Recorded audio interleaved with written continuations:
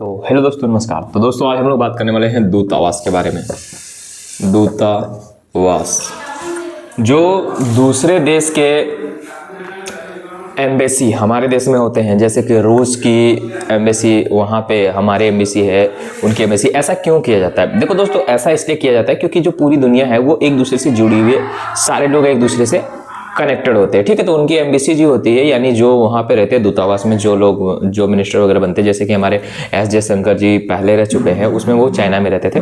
तो उसमें क्यों रखा जाता है? इसलिए रखा जाता है क्योंकि वहाँ पे जो हमारे नागरिक जाएं, उन्हें अगर कोई तरह का दिक्कत या किसी प्रकार की समस्या आए तो वो वहाँ पे जाके अपना समाधान ले सके। कहाँ पर? ये दूतावास में जाके बातचीत करके और उनके द्वारा। क्योंकि देखो, हो सकता है कि उस देश में आपकी भाषा कोई ना समझ पाए।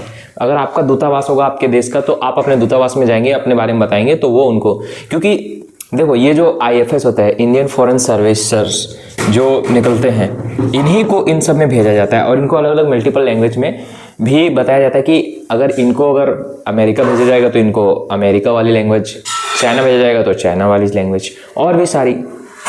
ठीक है दोस्तों, तो ये इनका काम रहता है। दूसरा चीज ये क्या है कि IFS जो होते हैं वो UPSC के एग्जाम से सिलेक्टेड होते हैं, UPSC इनका एग्जाम करवाती है।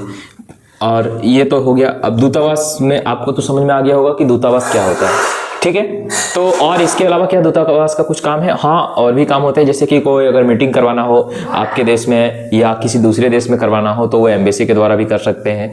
और वहाँ के एम्बेसी जाके फिर उनके देश सरकार को, या फिर कुछ प्रकार का वॉर होता है या दिक्कत होती है, तो सबसे पहले एम्बेसी को बोलेंगे जाके कि हाँ ये देखिए आपके देश की तरफ से ऐसा हमला किया गया है। तो अभी भारत में जो पाकिस्तान के युद्ध से हुआ था तो उनकी एम्बेसी बंद कर दी गई है, उनको हटा दिया गया है, सब क्लियर कर दी गई है। बाकी बात, चाइना का एम्बेसी हमारे पास है। और एक चीज़ और दोस्तों, चाइना और इंडिया, यानी इंडिया और चाइना, इंडिया एंड चाइना, इनका जो टूरिज्म वाला क्षेत्र था, यानी टूरिज्म जिसमें होता था, इन दोनों देशों ने ओपनली बोल दिया है कि अब चाइना के नागरिक इंडिया आ सकते हैं और इंडिया के नागरिक चाइना जा सकते हैं। आफ्टर 5 ईयर्स के बाद ऐसा देखने को मिल रहा है। तो दोस्तों, क्या इस पे ये चीज़ अच्छी है? कमेंट में बताना। दूसरी चीज़ हम लोग जिस पे बात कर रहे थे दूतावास वाले, ये इतना आपको तो समझ में आ गया होगा। बाकी बात दोस्तों, मिलते हैं हम लोग अगले वीडियो में। तो वीडियो अच्छी लगे तो लाइक करना।